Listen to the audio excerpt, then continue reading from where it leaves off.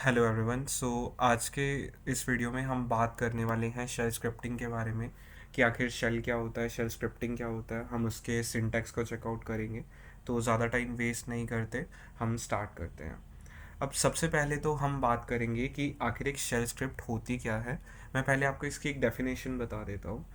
A shell script is a computer program which is designed to run by the Unix or Linux shell which could be one of the flowing. अब क्या है कि जो shell script है ना, वो इनमें से कोई भी शेल हो सकते हैं। मैं आपको यहाँ पर ना कुछ शेल्स के एग्जांपल दे रहा हूँ। बैश शेल हो सकता है। बैश के अलावा आपके पास ZSH हो सकता है। ZSH के अलावा आपके पास बैश शेल को ही हम बोर्न शेल हो सकता है आपके पास। उसके अलावा अगर मैं बात करता हूँ, GNU बोर्न अगेन शेल हो सकता है। सी शेल हो सकता है। कॉर्न शेल हो सकता है। आपके पास अलग अलग शेल्स हो सकते हैं। अब सबसे पहले तो फिर हमें ये समझना पड़ेगा ना कि आखिर एक शेल क्या होता है। A shell is a command line interpreter and typically operations performed by shell scripts include file manipulation, program execution and printing text. अब जो एक शेल होता है, ये कमांड लाइन इंटरप्रेटर होता है एंड इसमें जितने भी ऑपरेशंस किए जाते हैं वो ज़्यादातर हम शेल स्क्रिप्ट से करते हैं। अब शेल स्क्रिप्ट के अंदर हम कौन कौन से ऑपरेशन कर सकते हैं? हम यहाँ पर फाइल मैनिपुलेशन कर सकते हैं, हम अलग अलग प्रोग्राम्स को एग्जीक्यूट कर सकते हैं एंड हम टेक्स्ट को प्रिंट आउट कर सकते हैं। तो अब हमें इतनी बात तो समझ आ गई कि शेल स्क्रिप्ट नाम की कुछ चीज़ एग्जिस्ट करती है। सबसे पहले मैं यहाँ पर एक फोल्डर क्रिएट करूँगा। डायरेक्टरी क्रिएट करने के लिए हम यहाँ पर कमांड यूज़ करेंगे mkdir करने के बाद मैं यहाँ पर एक डायरेक्टरी बना देता हूँ, shell mkdir shell. And mkdir shell लिखने के बाद एक मिनट दो आप मुझे, मैं एक बार इसका साइज इंक्रीज कर रहा हूँ। साइज हम कर देंगे 17 एंड ओके करते हैं, अप्लाई करेंगे एंड ओके। शेल वाला यहाँ पर डायरेक्टरी बनाने के बाद हम यहाँ पर उस डायरेक्टरी को लिस्ट करेंगे, एल एस करने के बाद आप यहाँ पर चेक कर सकते हो कि शेल हमें विजिबल है या फिर नहीं है। तो आप देख सकते हो कि शेल हमें यहाँ पर विजिबल है। उसके बाद मैं यहाँ पर टाइप करूँगा सी डी शेल लिखते ही मैं शेल नाम के डायरेक्टरी के अंदर आ चुका हूँ। अभी मैं यहाँ पर चीज़ों को लिस्ट करता हूँ, LS। तो यहाँ पर ये जो डायरेक्टरी है, ये एक ब्लैंक डायरेक्टरी है। अब अगर मुझे यहाँ पर किसी भी चीज़ को क्रिएट करना है तो मुझे कौन सा सॉफ्टवेयर की ज़रूरत है? क्या आपको सॉफ्टवेयर का नाम पता है? अगर मुझे किसी भी फाइल को यहाँ पर क्रिएट करना है और अगर मुझे उसको एडिट करना है तो मुझे जनरली कौन सा सॉफ्टवेयर चाहिए? इसके बारे में मैंने आज वेब डेवलपमेंट वाले में भी बात करी थी सेशन में। देखो, हम इस्तेमाल करते हैं एक टेक्स्ट एडिटर का। अगर मुझे किसी भी फाइल को क्रिएट करना होता है तब मैं इस्तेमाल कर सकता हूँ टच कमांड का। यहाँ पर मैं लिखूँगा टच, फाइल नेम में रखता हूँ 1 एंड मैं उसके साथ लिखता हूँ .sh एंड मैं यहाँ पर एंटर प्रेस करता हूँ। तो एंटर प्रेस करते ही आप यहाँ पर देख सकते हो कि अब अगर मैं ls करता हूँ तो यहाँ पर मुझे 1.sh दिखाई दे रहा है। अगर 1.sh मुझे यहाँ पर दिखाई दे रहा है, इसका मीनिंग क्या है कि ये फाइल यहाँ पर क्रिएट हो चुकी है। अब अगर हमारी फाइल क्रिएट हो चुकी है तो हमें फाइल को एडिट करना है। फाइल को एडिट करने के लिए आपको कोई भी टेक्स्ट एडिटर या फिर कोड एडिटर की ज़रूरत है। अब कोड एडिटर यहाँ पर हम कौन सा यूज़ कर सकते हैं? हम नैनो यूज़ कर सकते हैं, जी एडिट यूज़ कर सकते हैं, विम या जिसको आप VI बोलते हो हम उसको यूज़ कर सकते हैं, हम विजुअल कोड को इस्तेमाल कर सकते हैं। अभी के लिए जो मेरा पर्सनल फेवरेट एडिटर है वो है नैनो, मैं उसका इस्तेमाल करने वाला हूँ। सबसे पहले मैं यहाँ पर क्लियर कर दूंगा। अगर मुझे नैनो का इस्तेमाल करना है तो मैं यहाँ पर लिखूँगा नैनो। देन यहाँ पर मैं फाइल का नेम लिखूँगा, फाइल नेम है 1.sh एंड मैं यहाँ पर एंटर प्रेस करूँगा। एंटर प्रेस करते ही आप यहाँ पर देख सकते हो कि मुझे एक ब्लैंक इंटरफेस दिखाई दे रहा है। अब नैनो के अंदर मैं यहाँ पर क्या करूँगा, मैं एक बेसिक शेल स्क्रिप्ट लिखूँगा। तो शेल स्क्रिप्ट में फॉर एग्जांपल सबसे मुझे शेल को डिफाइन करना है। अब शेल को मैं किस तरीके से डिफाइन कर सकता हूँ? हैशटैग, उसके बाद मैं यहाँ पर लिखूँगा एक्सक्लेमेशन, उसके बाद मैं यहाँ पर डालूँगा पाथ। पाथ में मैं यहाँ पर क्या लिखूँगा? बिन, एंड उसके बाद मैं यहाँ पर लिखूँगा sh। अब यहाँ पर आप बैश का भी इस्तेमाल कर सकते थे, शेल का भी इस्तेमाल कर सकते हो। मैंने यहाँ पर बिन sh लिखा है, आप बिन बैश भी कर सकते हो। अदरवाइज आप किसी और शेल की भी लोकेशन को स्पेसिफाई कर सकते हो। तो अभी यहाँ पर जो ये लाइन मैंने लिखी है, हम इसको बोलते हैं शी बैंक। इस लाइन को हम क्या बोलते हैं? She bank. सो इस लाइन को हम बोलते हैं she bank. And she bank के बाद मैं यहाँ पर क्या करता हूँ, मैं यहाँ पर एक लाइन का स्पेस देता हूँ, और अगर मुझे किसी से इसको प्रिंट आउट करवाना है तब हमारे पास कमांड होती है एको। एको के बाद में यहाँ पर मैं नाम जैसे पूछता हूँ, यूज़र का नाम क्या है, what is your name, and मैं यहाँ पर क्वेश्चन मार्क डाल देता हूँ। क्वेश्चन मार्क डालने के बाद मैं इसको क्या करता हूँ, मैं इसको क्लोज करता हूँ। अब कोटेशन से जब मैंने इसको क्लोज किया, मुझे यहाँ पर क्या करना है, मुझे यहाँ पर एक वेरिएबल बनाना है। वेरिएबल से एंट्री लेने के लिए मैं यहाँ पर इस्तेमाल करूँगा रीड कमांड का। रीड के बाद मैं यहाँ पर क्या लिख सकता हूँ, मैं यहाँ पर लिख सकता हूँ नेम। मैंने यहाँ पर क्या लिखा, रीड नेम। जो भी चीज़ यूज़र एंटर करेगा वो चीज़ किसके अंदर चली जाएगी, वो चली जाएगी नेम के अंदर। अब इसके बाद अब मुझे उस स्पेसिफिक चीज़ का आउटपुट निकालना है। मैं दोबारा इस्तेमाल करूँगा एको। एको के बाद मैं यहाँ पर क्या लिखूँगा, यहाँ पर फॉर एग्जांपल मैं लिख देता हूँ हाई। एंड हाई के बाद मैं यहाँ पर क्या लिखता हूँ, मुझे उसी का ही नाम प्रिंट आउट करवाना है। सो मुझे यहाँ पर इस्तेमाल करना है डॉलर सिंबल, डॉलर, एंड मैं यहाँ पर लिख दूंगा नेम, एंड उसके बाद मैं यहाँ पर इसको क्लोज कर दूंगा। सो बिल्कुल बेसिक सी स्क्रिप्ट यहाँ पर मैंने लिखी है। अगर आपको ये स्क्रिप्ट क्लियर है तब आप यस लिख दो, कोई डाउट है तो आप मुझसे पूछ सकते हो। विशु, तान्या, सनी, शाश्वत, आयुष। ओके, सो अगर आपको इतना पोर्शन क्लियर है तो मैं यहाँ पर क्या करूँगा, इसको सेव करूँगा। सेव करने के लिए यहाँ पर कमांड यूज़ होगी कंट्रोल ओ। मैंने कंट्रोल ओ प्रेस किया। Then file name to write 1.sh। हाँ जी, मुझे इसी फाइल को राइट करना है। मैं एंटर की को प्रेस करूँगा। जैसे ही मैंने एंटर प्रेस किया, यहाँ पर प्रिंट आउट आ गया रोट 5 लाइन्स। अब अगर मुझे एग्जिट करना है तब मैं इस्तेमाल करूँगा कंट्रोल एक्स।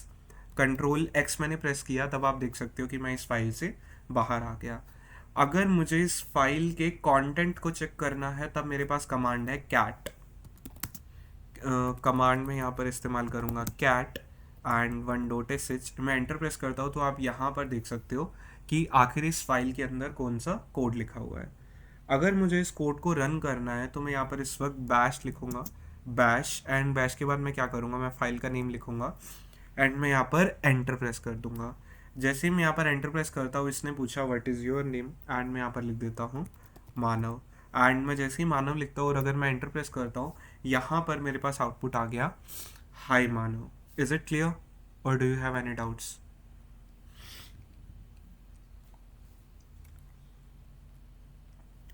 अगर आपको क्लियर है तो आप क्लियर लिख दो, अगर आपको डाउट्स है तो आप मुझसे पूछ सकते हो।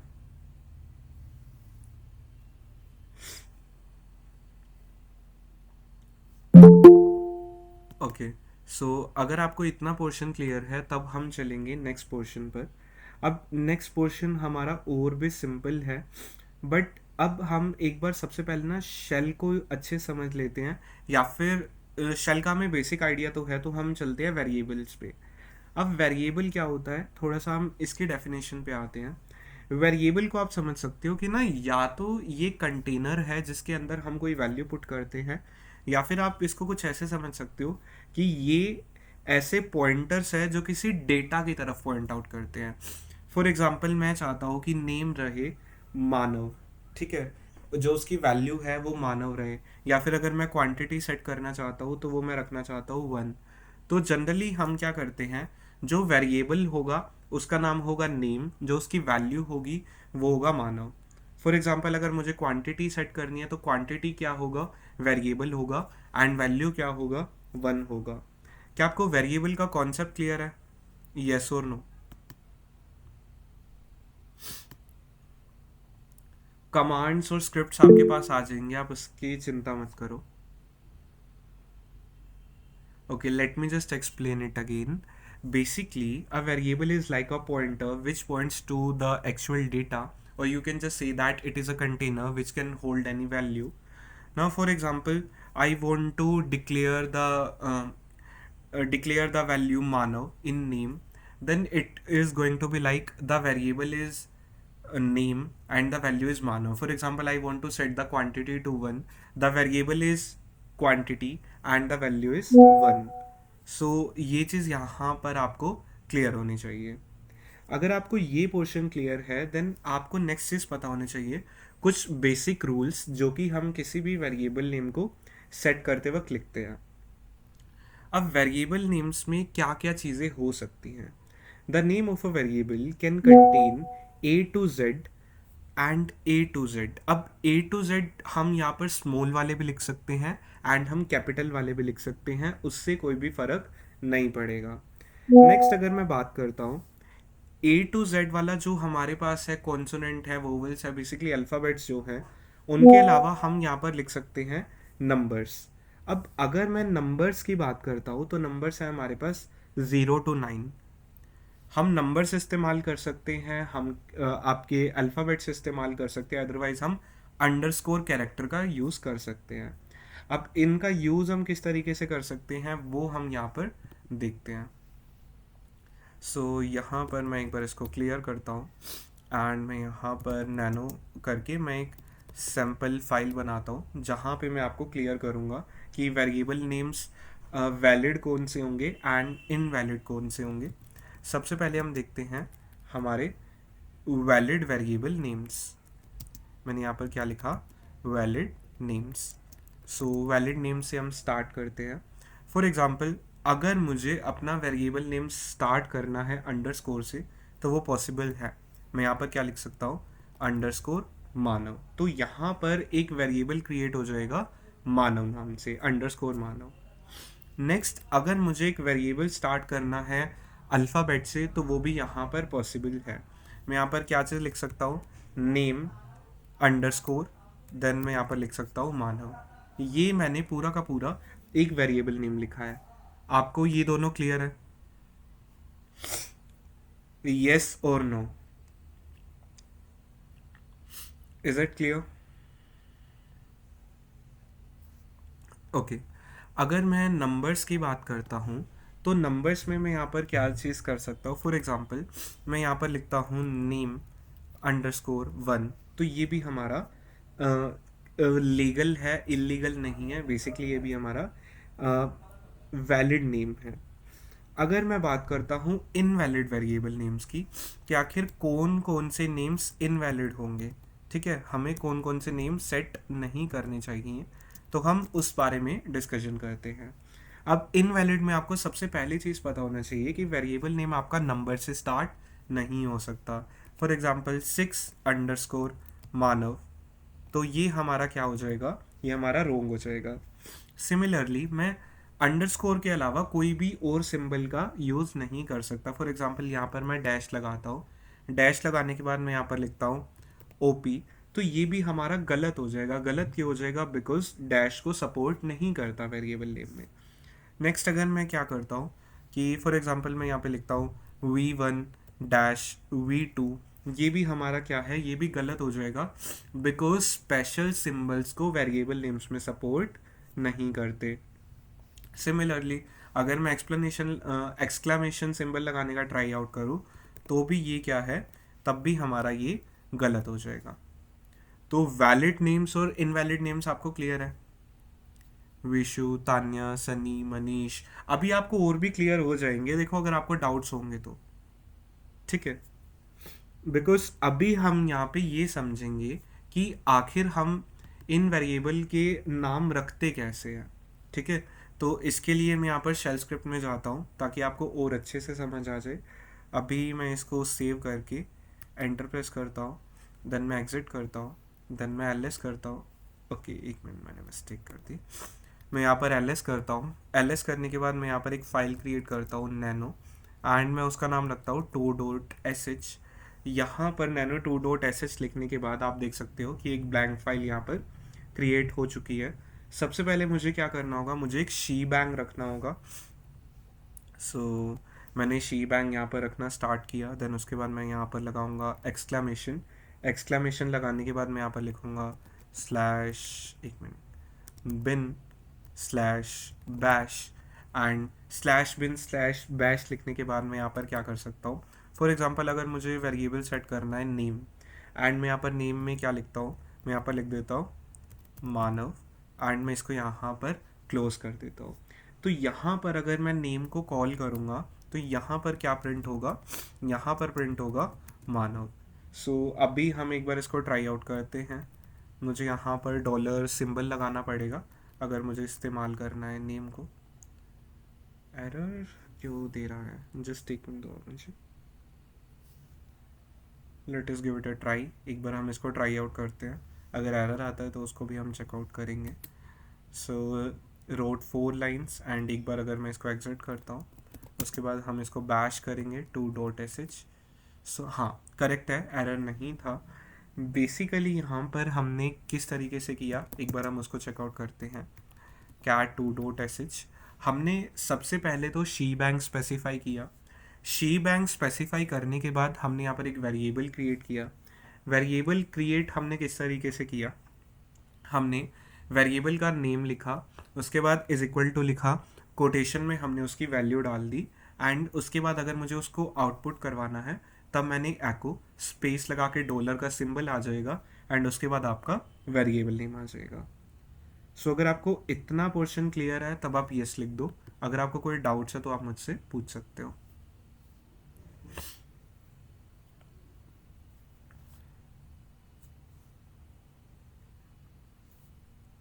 ओके, सो अब जब आपको ये वाला पोर्शन क्लियर है तब हम स्टार्ट करते हैं। वेरिएबल्स के अंदर ही एक और टॉपिक होता है जिसको हम बोलते हैं रीड ओनली वेरिएबल्स। अब रीड ओनली वेरिएबल्स करते क्या है इसको हम थोड़ा समझते हैं। फॉर एग्जांपल अगर आपने एक वेरिएबल की वैल्यू सेट कर दी एंड आप उसकी वैल्यू को चेंज नहीं करना चाहते दोबारा, और अगर कोई चेंज करने का ट्राई करे तो वहाँ पर एक एरर आना चाहिए, तो उसको हम एक बार ट्राई आउट करते हैं। अभी मैं स्क्रीन को क्लियर करता हूँ, मैं नैनो करके एक और स्क्रिप्ट बनाता हूँ 3.sh, एंड मैं एंटर जैसे ही मैंने प्रेस किया मेरे पास इसका इंटरफेस आ चुका है। अभी मैं यहाँ पर एक शी बैंग लिखूँगा, मैंने यहाँ पर लिखा हैश टैग, उसके बाद मैंने यहाँ पर एक्सक्लेमेशन लगाया, उसके बाद मैंने यहाँ पर लिखा बिन, देन मैंने लिखा बैश। यहाँ से मैंने पाथ स्पेसिफाई किया है शेल का। अब पाथ स्पेसिफाई करने के बाद मैं यहाँ पर क्या लिखूँगा, मैं यहाँ पर लिखता हूँ name is equal to, and मैं नेम में क्या लिख देता हूँ इस पर तान्या, एंड मैंने यहाँ पर इसको स्पेसिफाई कर दिया। स्पेसिफाई करने के बाद अगर मैं इसको रीड ओनली ही बनाना चाहता हूँ कि इसकी वैल्यू बाद में चेंज ना हो पाए, तब मैंने यहाँ पर क्या लिखा, read only. And read only लिखने के बाद मैंने यहाँ पर क्या किया, मैंने यहाँ पर उस वेरिएबल का नाम लिख दिया। अब वेरिएबल का जब मैं नाम लिखा तो यहाँ पर नेम लिख दिया मैंने। उसके बाद अगर मैं ट्राई आउट करता हूँ इसकी वैल्यू चेंज करने का, फॉर एग्जांपल मैं यहाँ पर लिखता हूँ name is equal to, and मैं यहाँ पर ट्राई आउट करता हूँ मानव लिखने का, तो मानव यहाँ पर तो आपको दिखाई दे रहा है। अगर मैं इसको सेव करता हूँ, सेव किया कंट्रोल ओ से, एग्जिट किया कंट्रोल एक्स से, अगर मैं इसको यहाँ पर बैश करता हूँ 3.sh को, एंटर प्रेस करता हूँ, तो यहाँ पर एरर डिस्प्ले हो रहा है रीड ओनली वेरिएबल कि अगर एक बार मैंने वेरिएबल की वैल्यू सेट कर दी तो वो वैल्यू चेंज नहीं हो सकती। अगर आप कोड देखना चाहते हो तो आप कोड भी देख सकते हो, cat 3.sh मैंने एंटर प्रेस किया तो आप यहाँ पर कोड भी देख सकते हो। अगर आपको इतना पोर्शन क्लियर है तब आप क्लियर लिख सकते हो, कोई अगर आपको डाउट है तो आप मुझसे पूछ सकते हो।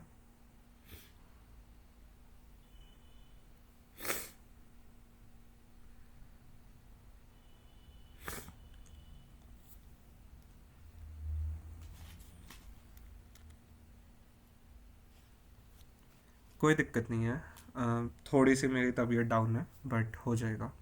ओके, सो अगर आपको इतना पोर्शन क्लियर है उसके बाद एक और कॉन्सेप्ट एग्जिस्ट करता है वेरिएबल्स में जिसको हम बोलते हैं अनसेटिंग वेरिएबल्स।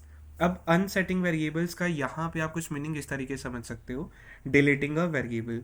अब अगर मुझे किसी भी वेरिएबल को डिलीट करना है तो वो भी बहुत ईजी है, मुझे जस्ट लिखना है अनसेट एंड मुझे लिखना है उस वेरिएबल का नेम। फॉर एग्जाम्पल अगर मैं इसको, मैं ऐसे करता हूँ, मैं एक न्यू स्क्रिप्ट बनाता हूँ नैनो 4.sh, मैंने सॉरी, सो मैंने यहाँ पर फाइल नेम लिखा था।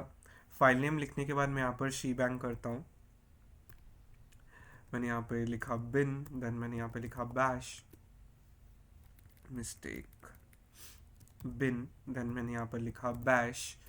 उसके बाद हम दोबारा यहाँ पर सेट करते हैं। फॉर एग्जांपल मैंने यहाँ पे लिखा name is equal to, then मैंने यहाँ पे क्या लिख दिया, मानव, एंड मैंने यहाँ पे एक वेरिएबल क्रिएट कर दिया। अब वेरिएबल क्रिएट करने के बाद अगर मुझे इसमें वैल्यू को अनसेट करना है, बेसिकली जो मैंने वैल्यू यहाँ पर एंटर करी है मुझे उसको डिलीट करना है, तो मैं यहाँ पर कौन सा कीवर्ड का इस्तेमाल करूँगा, अनसेट। एंड अनसेट का इस्तेमाल करने के बाद मैं यहाँ पर अगर एको करता हूँ नेम को, तो एक बार हम ट्राई आउट करते हैं कि क्या इसमें कुछ चेंज आता है या फिर नहीं आता। एंड मैं इसको सेव करता हूँ। सेव करने के बाद मैं इसको एग्जिट करता हूँ, सॉरी। सो यहाँ पर मैंने किया बैश, देन मैंने लिखा 4.sh एंड मैंने एंटर प्रेस किया। एंटर प्रेस करते ही आप यहाँ पर देख सकते हो कि ये वैल्यू ब्लैंक आ रही है। वैल्यू ब्लैंक क्यों आ रही है इसको भी हम एक बार चेक करते हैं। कैट 4.sh एंटर प्रेस किया, तो यहाँ पर आप देख सकते हो कि जो नेम वेरिएबल था उसकी वैल्यू मैंने डिलीट कर दी थी। बेसिकली वो वेरिएबल ही डिलीट हो गया था, तो जब वो वेरिएबल ही एग्जिस्ट नहीं करता तो वैल्यू भी एग्जिस्ट नहीं करती। अगर आपको ये पोर्शन क्लियर है तब आप यस लिख दो, अगर आपको डाउट है तो आप मुझसे पूछ सकते हो। तान्या, विशु, सनी, मनीष, शाश्वत, दीपांशु, आयुष। देखो आपको जो भी डाउट है ना, आप डाउट को लिख दो, कमेंट्स में लिख दो या चैट सेक्शन में आप लिख दो। when you unset it, it will, yes, it will delete. I can just read the stuff out also, because unsetting or deleting a variable directly tells the shell to remove the variable from the list of variables that it tracks. Let me just tell you again. Unsetting or deleting a variable tells the shell to remove the variable from the list of the variables that it tracks. So basic सी बात इतनी थी। Next, variable के कुछ types होते हैं, ठीक है। अभी मैं वेरिएबल की टाइप्स डिस्कस नहीं करूँगा बिकॉज ये एक अलग टॉपिक है, बट स्टिल ऐसे करते हैं, एक बार हम डिस्कस कर ही लेते हैं। सो अब यहाँ पर अगर मैं डिस्कस करता हूँ, सो वेरिएबल के टाइप्स होते क्या हैं। There are mainly 3 types of variables which are present in the shell script. Now, what are these 3 types of variable? The number 1 is local variable, the number 2 is environmental variable, number 3 is shell variable. Okay, so when I talk about the local variable, so अब question ये आता है कि आखिर एक local variable होता क्या है, इसको हम थोड़ा समझ सकते हैं। A local variable is a variable which is present within the current instance of the shell.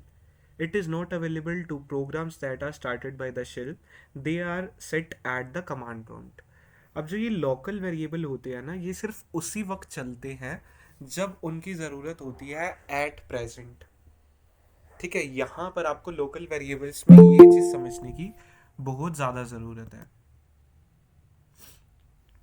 Next, अगर हम बात करते हैं इन्वायरमेंटल वेरिएबल्स की, अब इन्वायरमेंटल वेरिएबल्स होते क्या है इसको हम थोड़ा समझते हैं। An environment variable is available to any child process of the shell. Some programs need environmental variables in order to function correctly. Using a shell script defines only those environment variables that are needed by the program that it runs. अब जो environmental variable का जो concept है ये आपको समझ थोड़ी आगे आएगा, बट अभी आप इतना समझ सकते हो कि जो environmental variable होते हैं ना, इनकी बेसिकली इन्वायरमेंटल वेरिएबल का हम इस्तेमाल कर सकते हैं हमारे प्रोग्राम्स के अंदर, ठीक है। अब जो इनका इंटीग्रेशन होता है ना, कुछ प्रोग्राम्स को एनवायरमेंटल वेरिएबल्स की ज़रूरत होती है रन करने के लिए, तब हम इस्तेमाल करते हैं उनका। अभी आप जैसे जैसे हम आगे बढ़ते जाएंगे आपको क्लियर होता जाएगा। देन थर्ड था हमारे पास shell variable. Now the main question is what is a shell variable? A shell variable is a special variable that is set by the shell and is required by the shell in order to function correctly. अब एक shell variable एक special type का variable होता है जिस basically shell को इसकी ज़रूरत होती है अगर शेल को सही तरीके से काम करना है तो। ठीक है। अब यहाँ पे अगर हम मेजरली जिनका इस्तेमाल करेंगे वो या तो लोकल वेरिएबल होने वाले हैं या फिर शेल वेरिएबल्स होने वाले हैं। अगर आपको इतना पोर्शन क्लियर है तब हम कुछ ऑपरेटर्स पर चलते हैं। ऑपरेटर्स आपको पता होने चाहिए कि ऑपरेटर्स होते क्या है। ऑपरेटर्स आप कुछ इस तरीके से समझ सकते हो, दे आर लाइक सिंबल्स। जैसे आपके अलग अलग प्रोग्रामिंग लैंग्वेज में सिंबल्स होते हैं ना, एडिशन, सब्ट्रैक्शन, मल्टीप्लिकेशन। सिमिलरली आपके सिंबल्स होते हैं शेल स्क्रिप्टिंग में भी। जैसे हम यहाँ पर बात कर रहे हैं बैश के बारे में, तो यहाँ पर ऑपरेटर्स कौन कौन से टाइप के हो सकते हैं उसको हम एक बार डिस्कस करते हैं। मैं यहाँ पर एक फ़ाइल बना देता हूँ, nano sample file .md। Okay, so अभी मैं यहाँ पर एक सैम्पल फाइल बनाकर आपको डिस्कस करूँगा कि कौन कौन से टाइप के ऑपरेटर्स हमारे पास एग्जिस्ट करते हैं। अगर मैं फर्स्ट टाइप की बात करता हूँ तो वो होते हैं हमारे पास एरिथमेटिक ऑपरेटर्स। अब ये एरिथमेटिक ऑपरेटर्स क्या होते हैं अभी हम इनको समझेंगे। जब भी मैं एरिथमेटिक ऑपरेटर्स की बात करता हूँ, सो बेसिकली ये आपके होते हैं mathematical operators. Basically the operators which functions the mathematical which functions as the mathematical equations are known as the arithmetic operators। अब arithmetic operators में यहाँ पर कुछ एग्जाम्पल हम देख लेते हैं। एडिशन हो जाएगा, इसमें सब्ट्रैक्शन हो जाएगा, देन मल्टीप्लिकेशन के लिए सिंबल इस्तेमाल होता है स्टार। अब मल्टीप्लिकेशन के बाद हम यहाँ पर डिवीजन कर सकते हैं। डिवीजन करने के बाद अगर मुझे मॉड्यूलस निकालना है तब परसेंटेज का सिंबल इस्तेमाल होगा। परसेंटेज का सिंबल इस्तेमाल होगा। परसेंटेज के बाद अगर मैं चाहता हूँ कि मुझे वैल्यूज़ असाइन करनी है, जिसको हम असाइनमेंट ऑपरेटर बोलते हैं, वो इक्वल होता है। एंड अगर मुझे इक्वालिटी प्रूव करनी है तब हम इस्तेमाल करते हैं डबल इक्वल का, कि दो वैल्यूज़ आपस में इक्वल है तब हम दो बार इक्वल लिखते हैं। उसके अलावा अगर मुझे नॉट इक्वल प्रूव करना है तब मैं एक्सक्लेमेशन और इक्वल टू का इस्तेमाल करता हूँ। ठीक है, जब भी मैं एक्सक्लेमेशन और इक्वल टू को एक साथ लिखूंगा तो कुछ इस तरीके से आपको नॉट इक्वल दिखाई देगा। Is it clear? यस और नो कि अरिथमेटिक ऑपरेटर्स कौन कौन से होते हैं।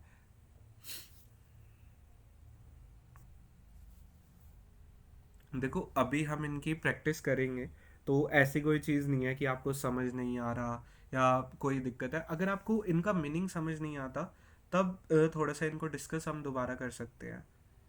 ठीक है। अरे ये मैंने सिर्फ समझाने के लिए स्पेस दिया है। ठीक है। एमडी का आपने पूछा है ना, एमडी को आप अभी आप बस इतना समझ लो कि it's like a simple text file. ठीक है। एरिथमेटिक ऑपरेटर्स के बाद नेक्स्ट हम बात करते हैं रिलेशनल ऑपरेटर्स के बारे में। अब रिलेशनल ऑपरेटर्स क्या होते हैं हम इनको डिस्कस करते हैं। सो relational operators,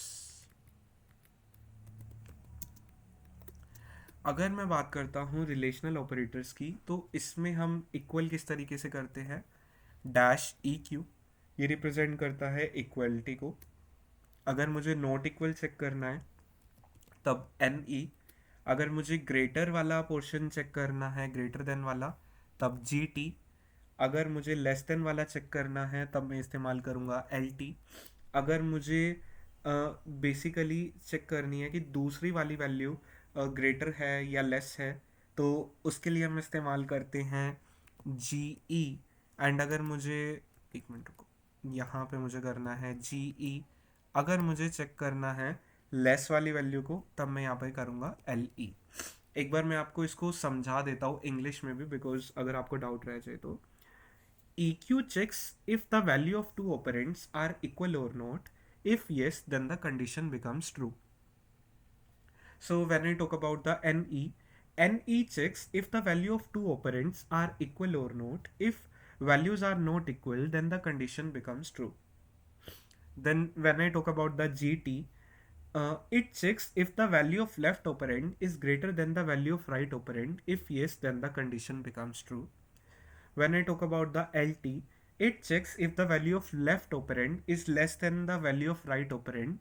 If yes, then the condition becomes true. अब हम बात करेंगे GE की. It checks if the value of left operand is greater or equal to the value of right operand. So यहाँ पर क्या हो रहा है कि जो GE है और L ही है, ये बेसिकली चेक कर रहे हैं ग्रेटर देन और इक्वल टू और लेस देन और इक्वल टू. अगर आपको रिलेशनल वाले क्लियर है तब आप यस लिख सकते हो. अगर आपको डाउट्स है तो मैं आपके डाउट्स क्लियर कर दूंगा. अगर आपको क्लियर है या तो आप क्लियर या यस लिख सकते हो. डाउट्स है तो मैं आपको वो भी क्लियर कर दूंगा.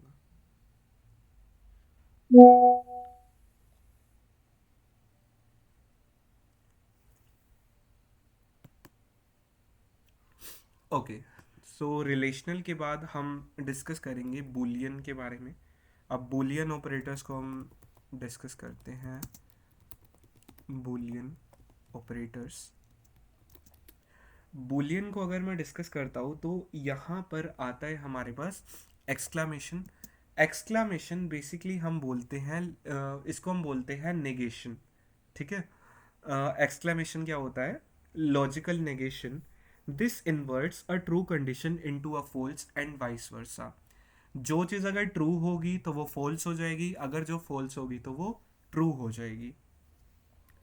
एक्सक्लामेशन के बाद अगर मैं बात करता हूँ और की, और कंडीशन में क्या होता है, आपकी लेफ्ट हैंड साइड और राइट हैंड साइड इन दोनों में से अगर कोई एक कंडीशन भी ट्रू होगी तब जो हमारे पास रिक्वायर्ड आउटपुट आएगा वो भी ट्रू आएगा.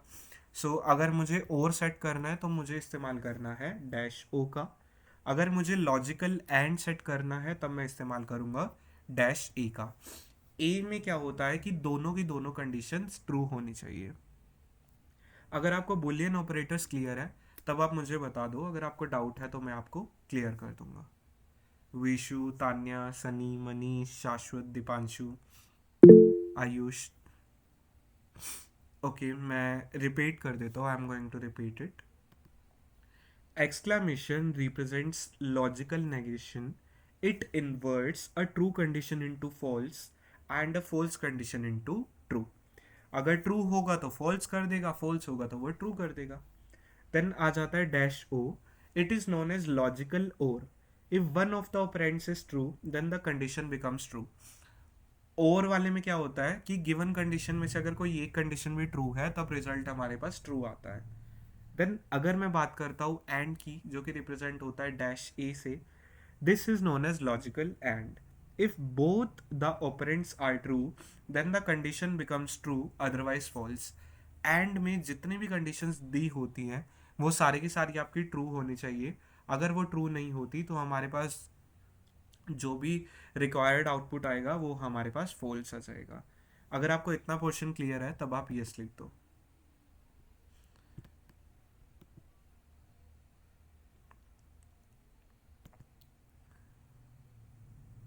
ओके, सो अगर आपको इतना पोर्शन क्लियर है उसके बाद हमारे पास और भी एग्जिस्ट करते हैं ऑपरेटर्स. अब ऑपरेटर्स अगर मैं बात करूँ तो यहाँ पर हमारे पास स्ट्रिंग ऑपरेटर्स भी होते हैं, फाइल टेस्ट ऑपरेटर्स भी होते हैं एंड अलग अलग शेल्स में अलग अलग ऑपरेटर्स होते हैं. मैं यहाँ पर सिर्फ आपके, हमने सिर्फ 3 ऑपरेटर्स के बारे में बात करी है: arithmetic operators, relational operators and Boolean operators. अगर अगर अगर आगे रिक्वायर्ड होंगे तो हम स्ट्रिंग ऑपरेटर्स और फाइल टेस्ट ऑपरेटर्स के बारे में बात करेंगे आने वाले सेशंस के अंदर. सो अभी मैं इसको यहाँ पर सेव कर देता हूँ एंड मैं इसको यहाँ पर एग्जिट कर देता हूँ. तो अगर मैं ls करता हूँ और अगर मुझे इसका आउटपुट चेक करना है, cat sample file dot md, and मैं यहाँ पर जैसे ही एंटर प्रेस करता हूँ, एंटर प्रेस करते ही आप यहाँ पर देख सकते हो कि मेरे पास आउटपुट आ गया अरिथमेटिक ऑपरेटर्स का एंड रिलेशनल ऑपरेटर्स का. ठीक है. एंड इसके बाद बुलियन ऑपरेटर्स भी यहाँ पर गिवन है. सो अगर आपको ये वाला पोर्शन क्लियर है तो अभी हम चलते हैं नेक्स्ट टॉपिक पे. पर नेक्स्ट टॉपिक पे जाने से पहले एक बार मैं चेकआउट कर लेता हूँ कि अगर हमें इसका कोई प्रोग्राम करने की ज़रूरत है तो हम इससे रिलेटेड प्रोग्राम्स भी कर लेंगे। ऐसे करते हैं कि ऑपरेटर्स के बाद ना हम इफ एल्स को ट्राई करते हैं, बिकॉज इफ एल्स के अंदर ही हम ट्राई आउट कर सकते हैं इस टाइप के जो यहाँ पर रिलेशनल ऑपरेटर्स दिए गए हैं या फिर बूलियन ऑपरेटर्स दिए गए हैं। इन चीज़ को हम चेक कर सकते हैं इफ एल्स के थ्रू। अब इफ एल्स क्या होता है ये आपको पता है या नहीं पता? येस और नो करके आप मुझे बता सकते हो। If you know what is if else.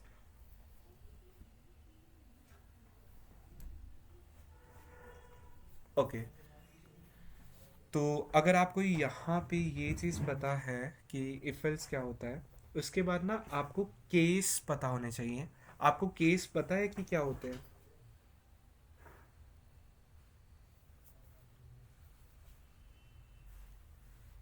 Okay, तो देखो जिसको नहीं पता या जो लोग रिकॉर्डिंग देख रहे हैं, मैं एक बार उनके लिए फिर भी एक्सप्लेन कर देता हूँ। इफ़ एल्स जो स्टेटमेंट्स होती हैं वो जनरली तीन पोर्शन में डिवाइड हो सकती है। एक होते हैं हमारे पास नॉर्मल इफ़ स्टेटमेंट, देन एक होते हैं if else if statements, and उसके अलावा होते हैं हमारे पास इफ़ एलिफ एल्स इस टाइप के स्टेटमेंट्स। सो एक बार मैं आपको इसको लिखने का तरीका बता देता हूँ ताकि आपको ये चीज़ें क्लियर हो जाए। सो अभी मैं क्या करता हूँ, मैं नैनो करता हूँ एंड मैं if dot T x T लिखता हूँ, एंटर प्रेस किया। ओके, सो अभी मैं यहाँ पर क्या करता हूँ, मैं आपको इसका एक फॉर्मेट दिखा देता हूँ कि आप किस तरीके से लिख सकते हो। स्टेटमेंट्स, दैन स्टेटमेंट्स के बाद अगर मैं इफ़ की बात करूँ तो इफ़, इसके बाद कंटेंट आ जाएगा और उसके बाद यहाँ पर फाइल हम लिखते हैं। इसके अलावा अगर मुझे इफ़ एल्स का इस्तेमाल करना है तब मैं लिखूँगा इफ़, इसके बाद इसमें कंटेंट आ जाएगा एल्स, एंड जब ये वाला पोर्शन हो जाए हम यहाँ पर फाइल लिखेंगे। उसके बाद अगर देखो इफ हो गया एक कंडीशन चेक करने के लिए, इफ एल्स हो गया कि अगर एक चीज़ ट्रू होती है, अगर वो चीज़ ट्रू नहीं होती तो उसके अलावा क्या होगा वो एल्स में स्पेसिफाई हो जाएगा। अगर मुझे मल्टीपल कंडीशंस चेक करनी हो तब मैं इस्तेमाल करूँगा एलिफ का। एलिफ कुछ इस तरीके से लिखा जाएगा इफ़, इफ़ के बाद यहाँ पर हम दोबारा लिखेंगे एलिफ। उसके बाद हम यहाँ पर अगर मैं एलिफ दोबारा करना चाहूँ तब मैं दोबारा कर सकता हूँ, अदरवाइज मैं एल्स लिखूँगा। एल्स लिखने के बाद मैं यहाँ पर फाइल लिख दूँगा। तो ये जो स्टेटमेंट्स है जनरली ये स्टेटमेंट्स इस टाइप से डिवाइडेड है। इसके अलावा अगर मैं केस की बात करता हूँ तो जो हमारे केस वाले हैं उसका मैं आपको बता देता हूँ कि केस जब मैं लिखूँगा तो वो कुछ इस टाइप से होगा, एंड जब मैं उसको एंड करूँगा केस को हम उल्टा लिख देंगे ई एस ए सी। इस तरीके से स्टेटमेंट्स चलती हैं। If fi, if else fi, if elif else fi, case and esac. So ठीक है, सो इस टाइप से यहाँ पर आपके पास आ जाएंगे, चिंता मत करो। अभी हम इसके देखो ये कोई अलग से नहीं है। जनरली बैश में क्या है, एंडिंग चेक करने के लिए ना हम उसका रिवर्स कर देते हैं। For example when I just use the term case, तो जब मैं केस को एंड करूँगा मैं यहाँ पर उसका अपोजिट लिख दूंगा। जैसे मैंने यहाँ पे लिख दिया E S A C. Similarly जब मैं इफ स्टेटमेंट को एंड कर रहा था मैंने वहाँ पर क्या चीज़ लिखी थी, मैंने वहाँ पर लिखा था फाइव। अगर आपको ये चीज़ क्लियर है तो एक बार आप क्लियर लिख दो, बिकॉज यहाँ पर अभी हम एक दो एग्जांपल ट्राई आउट करते हैं। जस्ट एक बार आप यहाँ पे येस और नो लिख दो। हाँ जी, बिल्कुल सेम चीज़ आप यहाँ पे जो भी चीज़ लिखते हो उसका एक तरीके से रिवर्स हो जाएगा। ठीक है, सो एक बार अभी हम इसको ट्राई आउट करते हैं। अभी मैंने इसको सेव किया, एग्ज़िट किया। एग्ज़िट करने के बाद मैं लेस करूँगा। मैं एक बार स्क्रीन को क्लियर कर देता हूँ। देन मैं यहाँ पर एक सैम्पल प्रोग्राम बनाता हूँ, और तो मैं सैम्पल प्रोग्राम का नाम लिखता हूँ 90.sh। मैंने यहाँ पर 90.sh जब मैंने बनाया, तो यहाँ पर अब की बार मैं एक ऐसा प्रोग्राम बनाता हूँ जो कि चेक करेगा कि वेरिएबल की जो वैल्यू है वो 10 से ग्रेटर है या फिर नहीं है। सबसे पहले मैं क्या करूँगा, मैं शी बैंग लगाऊंगा। शी बैंग मैं किस तरीके से लगाऊंगा, बिन, देन मैंने यहाँ पे लिखा बैश। शी बैंग लगाने के बाद मैं यहाँ पे क्या करूँगा, एको। एको करने के बाद मैं यहाँ पर ना डैश एन लगा देता हूँ। डैश एन से क्या होगा, चीज़ें न्यू लाइन में चली जाएंगी। एंड मैं यहाँ पर क्या लिखता हूँ, एंटर अ नंबर। तो जो भी नंबर होगा वो यहाँ पर एंटर कर सकते हैं। वेरिएबल के लिए मैं यहाँ पर var रखता हूँ कि जो वेरिएबल की वैल्यू है वो रीड की जाएगी var से। अब मुझे अगर चेक करना है तो मैं यहाँ पर लिखूँगा इफ़ एंड इफ़ लिखने के बाद अगर मुझे यहाँ पर कंडीशन लगानी है तो मैं यहाँ पर कंडीशन लगाऊंगा। कंडीशन लगाने के लिए मैं यहाँ पर इस्तेमाल करता हूँ, देन यहाँ पर मुझे लिखना है वेरिएबल। वेरिएबल लिखने के बाद अगर मुझे ग्रेटर देन चेक करना है तो GT, उसके बाद वैल्यू लिखनी है मुझे 10, एंड ये चीज़ मैंने यहाँ पर क्लोज कर दी।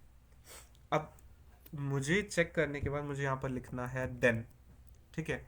अगर ऊपर वाली वैल्यू 10 से ग्रेटर हो जाएगी तब नीचे क्या होगा, तब एको होगा। अब एको यहाँ पर किस तरीके से होगा, मैं यहाँ पर लिखूँगा एको। एको लिखने के बाद मैं यहाँ पर कुछ ऐसे लिख देता हूँ कि value is greater, spelling mistake, फिर spelling mistake, greater than 10। And यहाँ पर जैसे मैंने ये चीज़ लिखी, उसके बाद मुझे अब क्या करना है, मुझे नीचे लिखना होगा FI। एंड मैं इस चीज़ को सेव कर देता हूँ। सेव करने के बाद अगर मैं इसको बैश करता हूँ, बैश 90.sh, एंटर प्रेस करता हूँ, एंटर अ नंबर, मैं नंबर की वैल्यू लिखता हूँ 70। एंड ओके, एक minute, line 6, let me check it कि यहाँ पर मिस्टेक क्या हुई है।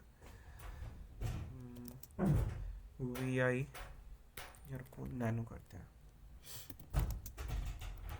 Nano 90.sh। ओके, सो जो इफ़ में जहाँ पर मैंने लिखा है मुझे ना ब्रैकेट्स डबल करने पड़ेंगे यहाँ पर,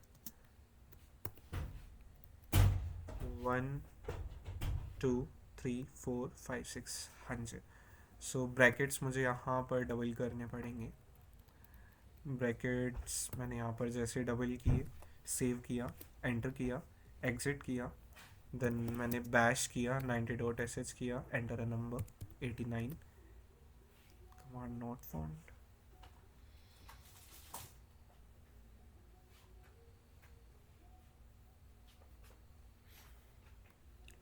एरर आना तो नहीं चाहिए इसमें, let me give it a try. अगर इसमें स्टिल एरर आता है तो इसको हम फिर चेकआउट करते हैं।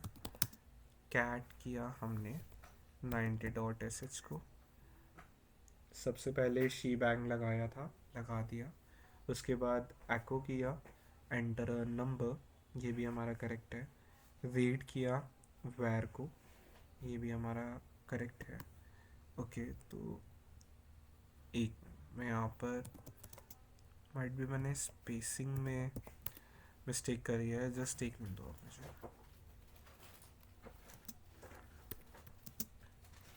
Variable is greater than 10, so यहाँ पर 10 आ जाएगा। Then echo, so value is greater than 10, ये भी हमारा करेक्ट है। देन एको करने के बाद हमने 5 किया, सेव किया, एंटर प्रेस किया, एग्जिट किया, देन बैश किया 90.sh, enter a number 78, enter press किया। Syntax error in the conditional expression, line 6। Variable तो करेक्ट है, then why this error. Okay, so एक बार हम इसको ट्राई आउट करते हैं ऑनलाइन, जो भी हमारे पास शेल के लिए अवेलेबल है. Let me just check it out. Online shell script compiler, online bash compiler. Okay, so let me give it a try. cat90.sh. So एक बार हम इसको करेंगे कॉपी सिलेक्शन. अभी हम क्या करते हैं, हम इसको पेस्ट करते हैं. पेस्ट करने के बाद अभी हम इसको एग्जीक्यूट करते हैं. ओके, अरे मिस्टेक पता चल गई. एग्जीक्यूट करेंगे. Where is no?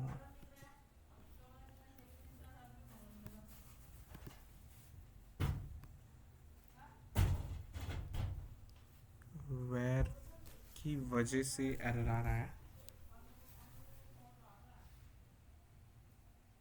Okay, so एक बार हम इसको दोबारा ट्राई आउट करते हैं.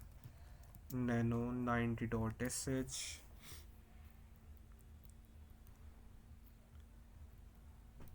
so where greater than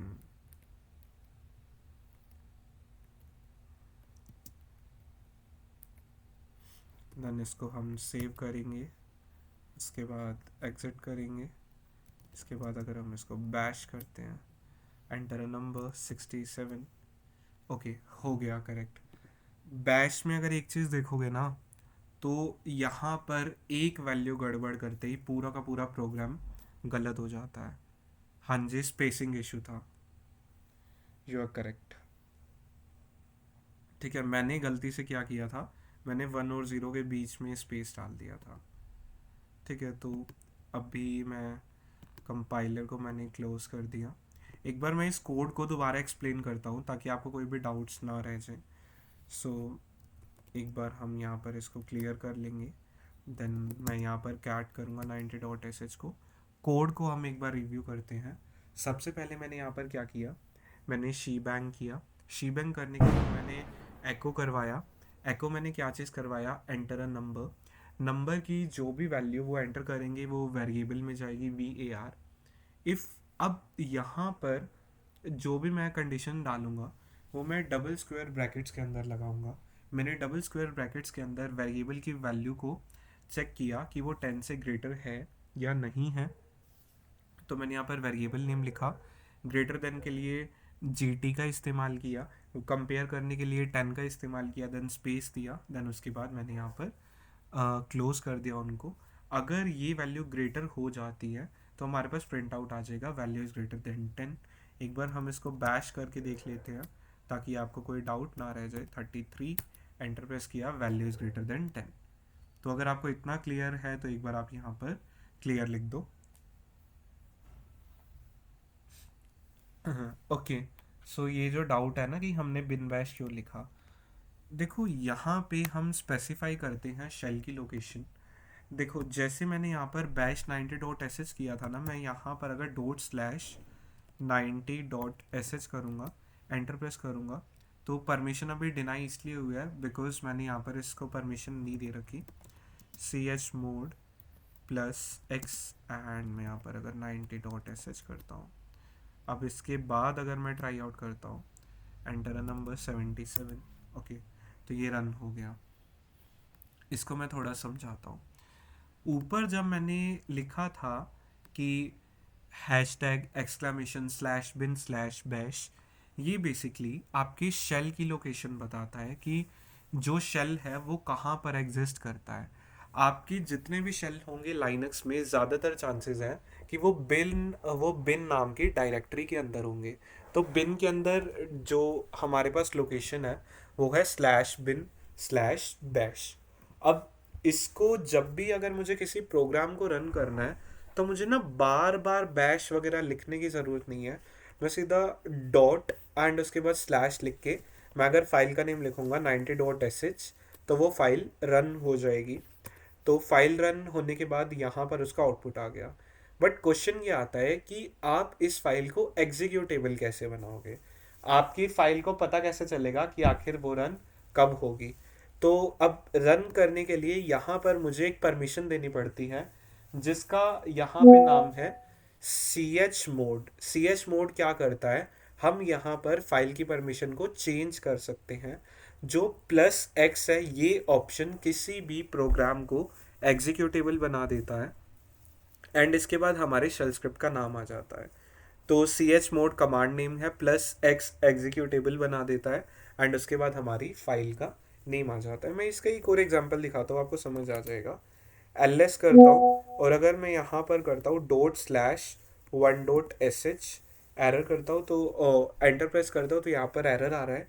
अगर मैं यहाँ पर लिखता हूँ सी एच मोड, उसके बाद मैं लिखता हूँ प्लस एक्स, उसके बाद अगर मैं लिखता हूँ 1.sh एंटर प्रेस करता हूँ, उसके बाद अगर मैं ./1.sh करता हूँ, एंटर प्रेस करता हूँ, व्हाट इज़ योर नेम, तो मैंने यहाँ पे लिखा मानव, एंड मैंने एंटर प्रेस किया तो hi Manav. Is it clear और is there any doubt? Vishu, Tanya, Sunny, Manish, guys क्या आपको ये सारी की सारी चीज़ें क्लियर हैं?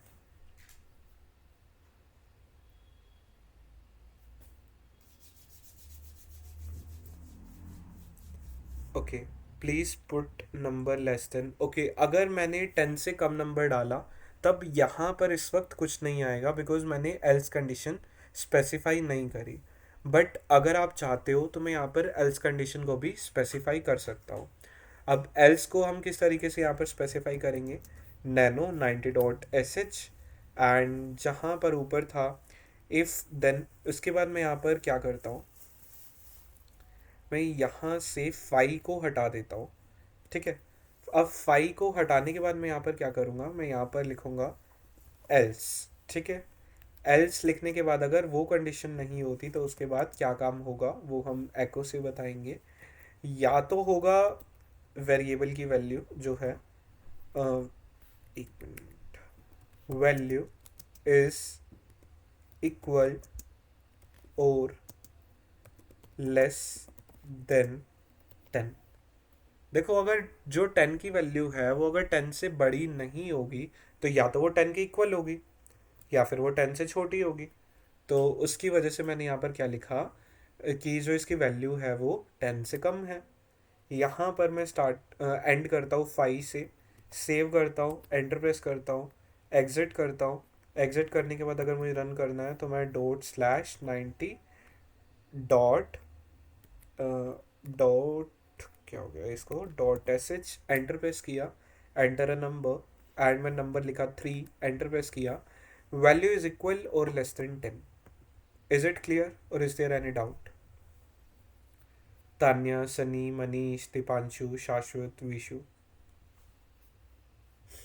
देखो शेल स्क्रिप्टिंग आनी बहुत ज़्यादा ज़रूरी है। मतलब ये कहते हैं ना कि one of the key skill है शेल स्क्रिप्ट। यहाँ पे अब की बार हम इसको और भी ज़्यादा डिस्टिंग कर सकते हैं। फॉर एग्जांपल, अगर मुझे यहाँ पर क्या करना है, मुझे यहाँ पर स्पेसिफाई करना है कि वैल्यू इक्वल है या लेस है या ग्रेटर है, तो उसके लिए मैं एलिफ भी कर सकता हूँ। अब एलिफ मैं किस तरीके से करूँगा उसको हम एक बार ट्राई आउट करते हैं।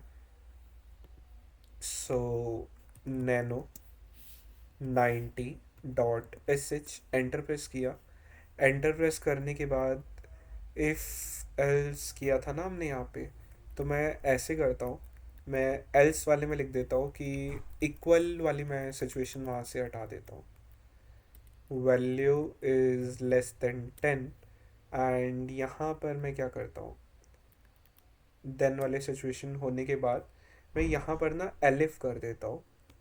एलिफ कि अगर वो कंडीशन नहीं होगी तो यहाँ पर क्या होगा, देन यहाँ पर मैं करूँगा, just give me a second, variable is equal to करना है ना, तो डैश ई क्यू।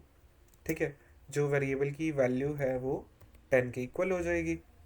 तो यहाँ पर स्पेस हम देंगे, स्पेस देने के बाद नीचे हम क्या करेंगे, नीचे हम कर देंगे देन, THEN। अब देन करने के बाद अगर मैं करता हूँ एको, तो यहाँ पर मैंने क्या किया, ECHO एको, एंड एको करने के बाद अगर मैं बात करता हूँ कि मुझे यहाँ पर इक्वल दिखाना है, तब मैं यहाँ पर लिख दूंगा वैल्यू इज इक्वल टू 10। ये हो गया। तो मैं इसको यहाँ पर सेव करता हूँ, एंटर करता हूँ, एग्जिट करता हूँ। उसके बाद मैं ls करता हूँ और एक बार मैं इसको रन करता हूँ 90.sh को, enter a number 10, value is equal to 10। Code को रिव्यू कर लेते हैं, cat 90.sh कोड आप यहाँ पर देख सकते हो। इज इट क्लियर और is there any doubt? Guys अगर हम बात करें तो आज हमने बहुत सारी चीज़ें सीखी हैं। ठीक है, हमने इफ एल्स वाला पोर्शन भी सीखा है। अभी बस हमने केस वाला क्वेश्चन नहीं किया। ठीक है, केस वाला क्वेश्चन हम कल ट्राई आउट करते हैं। वैसे आप यहाँ पर देख सकते हो कि किस तरीके से हम चीज़ों को ट्राई आउट कर सकते हैं। देखो मैं इसके लिए आपको सब कुछ सेंड कर दूंगा, बट मुझे नोट्स को एडिट करने में थोड़ा टाइम लगेगा, बिकॉज कल संडे है। तो कल मैं इसमें सारे के सारे नोट्स एंड सारी की सारी चीज़ों को ऐड अप कर दूंगा, एंड नोट्स में सारी शेल स्क्रिप्ट जो भी मैं यहाँ करवा रहा हूँ वो वहाँ पर एग्जिस्ट ज़रूर करेंगी। नहीं तो आप स्क्रीनशॉट्स भी ले सकते हो इनका। ओके, तो अगर आपको इतना पोर्शन क्लियर है तो अभी हम करते हैं ग्रेटर देन और इक्वल टू करें, या फिर मल्टीपल कंडीशंस हम करते हैं। एंड को समझे कि अगर मुझे दो कंडीशंस को चेक करना है तो हम किस तरीके से करेंगे। ठीक है, तो अभी हम एंड को समझते हैं। लाइनक्स कमांड्स में आपको याद है दो बार हम एंड किस तरीके से लिखते हैं? शेल ऑपरेटर्स हमने किए थे, अगर आपको याद हो, लाइनक्स फंडामेंटल्स, चाहे तो पार्ट 1 में किया है चाहे पार्ट 2 में किया है, ट्राई हैकमी के ऊपर। ठीक है, तो हम उन्हीं शेल ऑपरेटर्स का इस्तेमाल करने वाले हैं। सो ज़्यादा टाइम वेस्ट नहीं करते एंड हम स्टार्ट करते हैं। सो ls करते हैं, क्लियर करते हैं, देन मैं एक यहाँ पे बनाता हूँ 100.sh। 100.sh बनाने के बाद मैं यहाँ पर शीबैंग लिखता हूँ। शीबैंग लिखा slash bin slash bash, and यहाँ पर मैं एको करता हूँ। एको किया, देन अब यहाँ पर न्यू हम करते हैं डैश एन, एंड इस पर हम क्या करते हैं, मल्टीपल नंबर्स को ऐड करवाते एंटर करवाते हैं। Enter first number, and first number यहाँ पर एंटर हो जाएगा। रीड करने के लिए मैं इस्तेमाल करता हूँ रीड वेरिएबल 1 ले लेता हूँ मैं यहाँ पर। उसके बाद अगर मैं ट्राई आउट करूँगा एको नंबर 2 के लिए भी हम सेम चीज़ करेंगे। इसमें हम लिखेंगे एंटर सेकंड नंबर, इसमें भी हम यहाँ पे इसको लिखेंगे और ये हमारा हो जाएगा रीड वैर 2। ठीक है, सो ये भी सिंपल है। सिमिलरली अगर मुझे करना है थर्ड वेरिएबल के लिए तो एको डैश एन, एंड मैं अगर लिखूँगा एंटर थर्ड नंबर, उसके बाद हम करेंगे यहाँ पर देन रीड, यहाँ पर हम करेंगे वेर 3। ठीक है, सो वेरिएबल 1 हो गया, वेरिएबल 2 हो गया, वेरिएबल 3 हो गया। अगर ये पोर्शन आपको क्लियर है तो एक बार आप क्लियर लिख दो, बिकॉज उसके बाद मैं कंपैरिजन करूँगा एंड उसके बाद हम चलेंगे, मतलब आज का हमारा कंप्लीट हो जाएगा।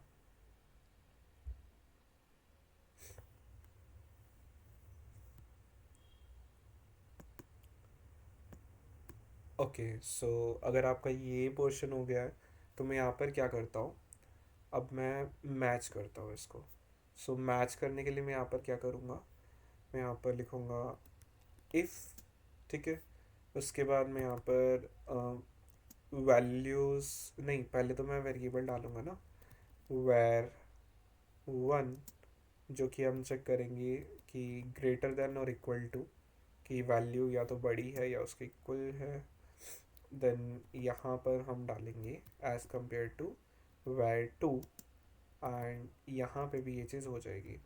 अगर पहली वाली चीज़ क्लियर हो जाती है तो उसके बाद हम क्या करेंगे, एंड जो कि क्या करेगा कि पहले वाली कंडीशन कंप्लीट होने पे वो सेकंड कमांड को चेकआउट करेगा, जिसमें मैं यहाँ पर लिखूँगा वेरिएबल वन ग्रेटर देन और इक्वल टू, यहाँ पर हम करेंगे इसको डॉलर वेर थ्री, एंड इसको हम क्लोज कर देंगे। ठीक है, देखो थोड़ा सा शुरू में कॉम्प्लिकेटेड लगता है, मैं तभी इसको स्लो स्लो कर रहा हूँ ताकि आपको भी समझ आ जाए। अब देन करने के बाद मैं यहाँ पे क्या करता हूँ, मैं यहाँ पर एको लिखूँगा। एको यहाँ पे क्या आ जाएगा, यहाँ पर मैं इसमें अब वैल्यू को स्पेसिफाई कर दूंगा। फॉर एग्जांपल मुझे वेरिएबल वन चाहिए ना, तो मैं यहाँ पे लिख दूंगा var one is the greatest number या लार्जेस्ट नंबर, मैं लिख देता हूँ लार्जेस्ट नंबर, एंड ये हो गया। तो ये हमारा कंप्लीट है, इसमें मैं स्पेस दे दूंगा। इज इट क्लियर इतना पोर्शन, यस और नो? देखो एंड के लिए आप वो वाला भी इस्तेमाल कर सकते थे, डैश वाला। मुझे शेल के जो ऑपरेटर्स है वो इस तरीके से एंड इस्तेमाल करना ज़्यादा बेटर लगता है, तो मैंने यहाँ पे एंड कर दिया। अगर आपको दोनों में से कोई एक उठानी होती तब आप डैश ओ भी उठा सकते थे एंड की जगह। ठीक है, सो अभी के लिए मैंने यहाँ पर जैसे ही एको किया, अभी मैं इसको ट्राई आउट करता हूँ कि अब जब नेक्स्ट कंडीशन हम देंगे एलिफ, एलिफ करने के बाद अभी हम क्या करेंगे, कंडीशन डालेंगे। देन कंडीशन डालेंगे हम किस तरीके से, वेरिएबल टू जिसको हम मैच करेंगे ग्रेटर देन और इक्वल टू, देन इसको हम मैच करेंगे वेरिएबल वन के साथ। तो यहाँ पे ये चीज़ भी आपको समझ आ जानी चाहिए। देन अब ये चीज़ सिंपल आपको क्लियर होती जाएगी। वेर टू जो कि है हमारी ग्रेटर देन और इक्वल टू, देन इसके बाद हम इसको मैच करेंगे वेर थ्री के साथ। वेर थ्री के साथ मैच करते ही इसको हम यहाँ पर ओके। सो जब हमारा ये पोर्शन हो जाएगा तब हम यहाँ पे क्या लिख सकते हैं, एलिफ हो गया, तो मैं यहाँ पे लिख सकता हूँ देन। देन लिखने के बाद मैं यहाँ पे क्या कर दूँगा, एको। एको करने के बाद मैं यहाँ पर क्या करूँगा, मैं यहाँ पर लिखूँगा नहीं नहीं नहीं, अभी तो मैच की ज़रूरत ही नहीं है। यहाँ पर हम लिखेंगे वेरिएबल टू। ठीक है, जो भी वेरिएबल टू होगा इज़ द लार्जेस्ट नंबर। ठीक है, सो वेरिएबल टू हमारा लार्जेस्ट नंबर हो जाएगा। अब वेरिएबल टू के बाद जस्ट मुझे अगर वेरिएबल थ्री के लिए करना है तो मैं यहाँ पे डायरेक्टली इस वक्त एल्स कर सकता हूँ। एल्स करने के बाद मैं यहाँ पे क्या करूँगा, एको कर दूँगा। एको करने के बाद मैं यहाँ पे क्या करूँगा, वेरिएबल थ्री कर दूँगा। Variable three is the largest number, and इसको मैंने यहाँ पर कर दिया। अब ये वाला पोर्शन करने के बाद मैं यहाँ पे क्या कर दूँगा, मेरा कंप्लीट हो गया तो मैंने इसको फाई कर दिया। क्या आपको इसका लॉजिक क्लियर है, यस और नो? तान्या, विशु, शाश्वत, सनी, दीपांशु। ओके, सो ये लास्ट है, इसके बाद हम चलते हैं। बस इसको मैंने सेव किया, एंटर प्रेस किया, रोट 18 लाइन्स, एग्जिट किया, कंट्रोल एक्स। देन मैं यहाँ पर इसको क्या करता हूँ, C H mod plus X 100.sh, enter press किया, dot slash 100.sh, enter press किया, enter the first number 55, enter the second number 11, enter the third number 22, enter press किया, 55 is the largest number. Is the program clear? समझ आ गया? देखो मैं साफ बता रहा हूँ, शेल स्क्रिप्टिंग बिना प्रैक्टिस के नहीं हो सकती, बट जिसको आ गई ना उसके आगे के लिए बहुत ज़्यादा मजे हैं। बिकॉज आपके जितने भी हैकिंग के टूल्स हैं वो कहीं ना कहीं या तो शेल में होते हैं या फिर पाइथन में होते हैं। ठीक है, तो 55 इज़ द लार्जेस्ट नंबर। मैं आपको कोड दिखा देता हूँ ताकि आपको ना कोई भी डाउट ना रह जाए। कैट 100.sh एंटर प्रेस किया, कोड यहाँ पर आपको विजिबल है, ऊपर शी बैंक है, इसके अलावा नीचे यहाँ पर ये हमारा मेन कोड है। अगर आपको ये क्लियर है तो एक बार आप जस्ट क्लियर लिख दो, देन आज का सेशन हम यहीं पर ही एंड कर देंगे।